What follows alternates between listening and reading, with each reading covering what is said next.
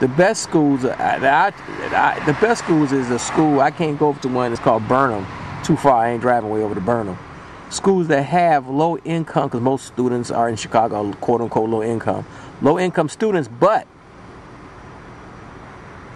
it's a good school. The teachers are committed, and they have good classroom management skills. It was a bunch of schools. I think it was Burnham. It was an article in the Chicago Tribune and the Sun-Times. Burnham, I think Mount Vernon. There was another school on the west side, Fraser, I think. Regular schools, low-income students, but they do a good job raising, educating the students. So I'm on the way to Hershey. I'm going to Cottage Grove, so I can. Sure, I don't even know where I'm at now. I'm in Champlain. I know that. Cottage coming up somewhere. But the point is that it's Langley. I emailed the principal, I think, of Burnham, and I said, well, why are you so successful? You know what I'm saying? And she said, we have a committed staff. You got to have good teachers. Good teachers, but really good teachers, and you got to have good parents, too. Let me turn down this street here. This is Evans. I think 72nd and Evans I'm at. But this whole thing about public schools, we have to have good schools, but man, we need good parents. It's a chicken and egg thing, you know what I'm saying? How do you make good parents? And I hate to say it's the public school's responsibility, you know what I'm saying? I'm not the best parent that I could be, but I know I'm a good parent. I had good parents, so I'm a good parent, you know what I'm saying? I could have been a better parent if I did a few things, but I was kind of derelict, so here we are. But pound for pound, I think I'm a good parent. I spoke at this school too a few times, a bunch of times via the Black Star Project. Tanner. This is Tanner. And like any of these schools, like I said, you go to the website. Let me go to the marquee here as you can see it. Tanner. There it is. Tanner Elementary School. When I used to go into the public schools via the Black Star Project, you go into you had the good classroom and the bad classroom. It was like that when I was in school. Things really ain't changed. And if you go in the classroom, there's always a few fools, a few knucklehead boys just destabilizing the whole classroom. Some teachers have good classroom management skills. They really can quiet the room down. Other teachers cannot do it. I don't have those skills because I'm just a speaker. I had to learn them myself, at some point. Okay, I done found my way to Cottage Grove, y'all. Cottage Grove. Man, I ain't been to Hershey so long, I forgot exactly where it is. I'm going to turn down 76th Street here. I know it's over here between 76th and 79th. I can see the chimney. I used to roll through Hershey a few times. I knew teachers that worked there, you know what I'm saying? And you have good teachers and you got bad teachers, and most teachers are sort of in between. They're not really exceptional. But Rahm Emanuel and Mr. Broussard in City Chicago, they're getting rid of a lot of teachers. They close down these schools and the teachers got to go find a job. Principals got to find a job. Sometimes they can't find a job and they out of a job. In fact, a lot of African American teachers have been kicked out of the public schools. When they close these schools, they reconstitute these schools, they turn over to a private agency to run the schools, and I'm not against that. I'm really not. In fact, I really have very little love for the public school teachers. Hell, my mother was a public school teacher. I know what public school teachers are all about.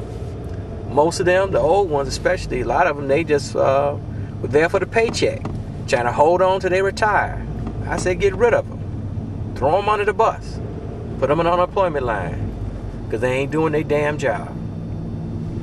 Here's Hirsch coming up to it.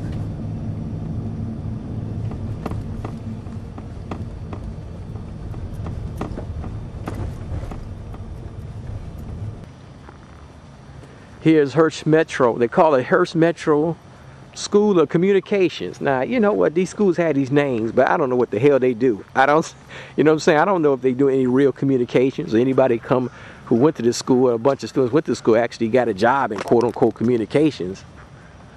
I don't know. And most parents who send their kids to schools like Hearst, they don't know. Most of us just send our children blindly. And on one level, I understand. I'm not an educator. I'm just a parent. I don't know what a good curriculum is versus a bad curriculum. You know what I'm saying? I don't know. But I do know if I have a son or daughter that goes to Hershey, any of these public schools, I have 2 teenagers go to public schools, they get straight A's because we demand it. They get a B, we get upset. All of us get upset. We don't even want a damn B in our house. But what I'm saying though is that you send your children blindly, you don't really know what's going on, but what you do know is that they have to get the best grades possible. It's imperative.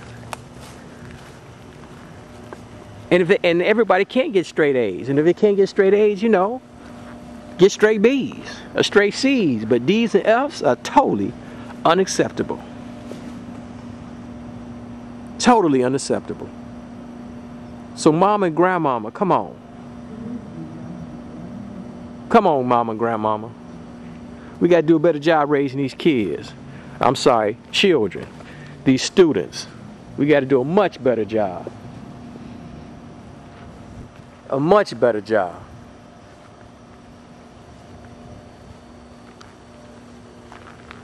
Clean neighborhoods. Safe neighborhoods with excellent schools. Clean neighborhoods. Safe neighborhoods with excellent schools. That's what it's about. Clean neighborhoods. Safe neighborhoods with excellent schools.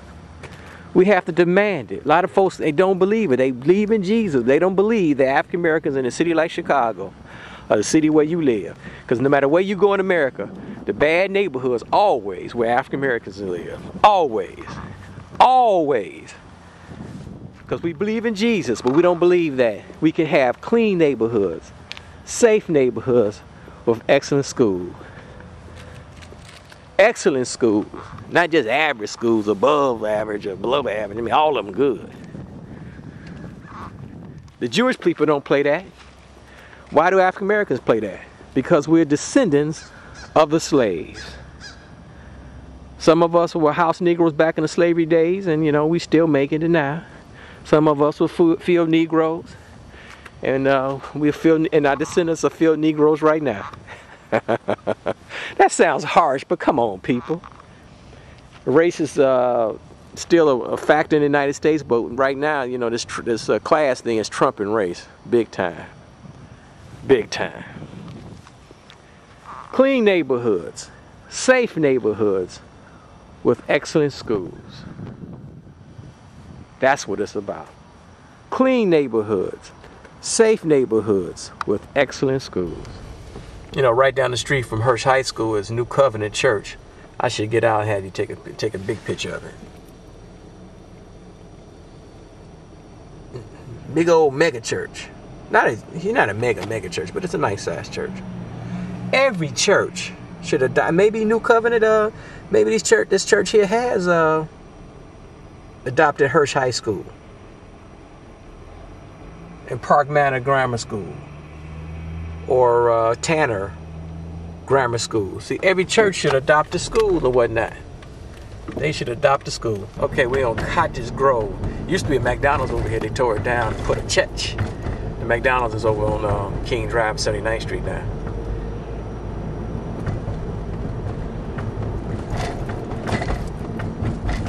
I should go down 79th Street. I can't make the turn now. Folks in my way. Let me go down. Keep going down. Cottage Grove. I love Chicago. Someday I may retire someplace warm. I'm not a big fan of Florida, but hey, it's warm down there. But I love it here because it's home. Sweet home, Chicago. I just hope as I get older, and hope that we get smarter and really focus on clean neighborhoods, safe neighborhoods with excellent schools. It comes down to parenting. It comes down to demanding the best from your students, your children, and the best from the public schools. I mean, that's what it's all about.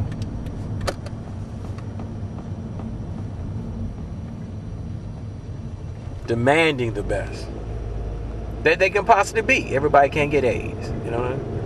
But mama and grandmama, don't let your boy out here run around in the hood to be all hard. Just, you know.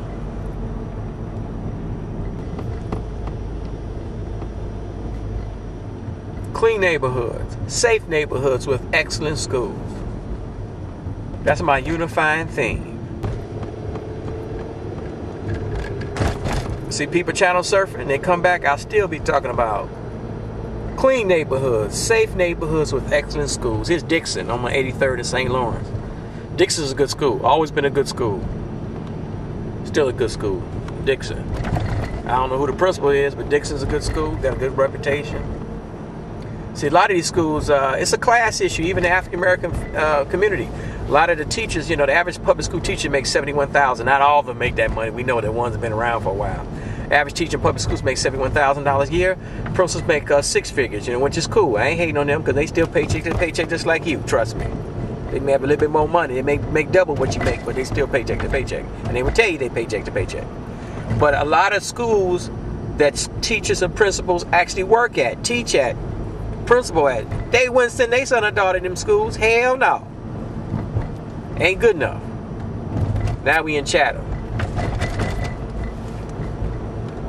Chatham's old office ain't what it was 30 years ago, but it's holding up best as it can. You know what I'm saying? It is what it is. It's holding up. You know, still a good neighborhood. And that's the real goal as we get older. Who's gonna buy these homes? Here's an abandoned home right in Chatham, 83rd Street. Nice home. Near the expressway. You know, good schools. Actually, Chatham is like, you know, they do have their crime, they do have problems, but you know what I'm saying? Overall, it's a safe neighborhood, clean neighborhood, good school. I don't know about excellent, but they are good. And that's what we have to think about. Who's going to buy these homes? We're going to give them away, which is nothing wrong with it. Give them away to our children and grandchildren. Hopefully they don't tear it up. Because there are people who live, let me tell you that story after I switch scenes.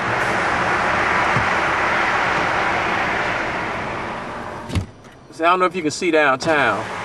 Right here, there it is. There's the Sears Tower in the distance. Can't really get it. It's the Sears Tower. But downtown, we're 83 blocks from downtown. 83, I don't know, maybe zoom in. You can sort of see the Sears Tower. Well, I can't get the focus now. All right, but we on 83rd Street. And I was saying, as the police, man, I seen a lot of police this morning. Rahm Emanuel, man. I forgot the police chief, McCarthy or something like that. Man, a lot more police. Maybe crime is going down because, man, they own it. I've been driving around for the past 20 minutes or so, and man, I've seen a bunch of police. Wasn't time you would see none of them. Some people say the police would be on donut patrol at the Dunkin' Donuts on donut patrol. Man, that sounds good. Maybe I should go get me some damn donuts. That sounds damn good. All right, where was I? Clean neighborhood, safe neighborhoods, excellent school. That's what it's about. But I'm saying, see these homes? These are beautiful homes here. 83rd Street, Chatham. I think this would be considered West Chatham. Beautiful homes, great neighborhood. Lenart Elementary School is very close to here. Very good school. Excellent school, really. And the point is that, you know, sometimes grandma died and the grandchildren or the niece and nephew get the house, and in about a year or two, they done tore the damn thing up. There are African Americans who live on the north side or live in the suburbs that could live on the south side over here with us, but they choose not to. They put for what they pay. And I'm not saying, and for good reason, I'm not hating now. Trust me, I ain't hating. I got family does this, and I'm not. It's not a hate thing. It's just saying that white people move away from the south side. We have family members, and you may have some that for what they pay for an apartment on the north side, they can get a whole little bungalow over here on the south side. But a lot of folks want to live on the south side because, you know, the crime and the threat of crime. That's the mini Walmart. That's new. The mini Walmart is cool. And so when they put the new Walmart up, it's up in February. In fact, the show won't air until February. And that's Lowe's right there. I stay in Lowe's, and the Home Depot is behind the Lowe's. And there's the new Walmart. Let me come over here and show you the Walmart. Now that's the new Walmart. Now I'm taping this actually in December something, late December. The show runs in February. And by the time this show airs on television, this Walmart will be open. It will be open. And I'm so glad because I don't live too far from the Walmart. That's what I'm talking about. See, it's not about the Walmart. It's about, per se, it's about stabilizing these neighborhoods. We need jobs. With safe neighborhoods, clean neighborhoods, excellent schools, clean neighborhoods, safe neighborhoods with excellent schools. That's what it's about, people. Come on. We got these stores around here. We got we're close to the Dan Ryan Expressway. Come on. Close to public transportation. We got something good. Let's keep it up. Clean neighborhoods. Safe neighborhoods with excellent schools.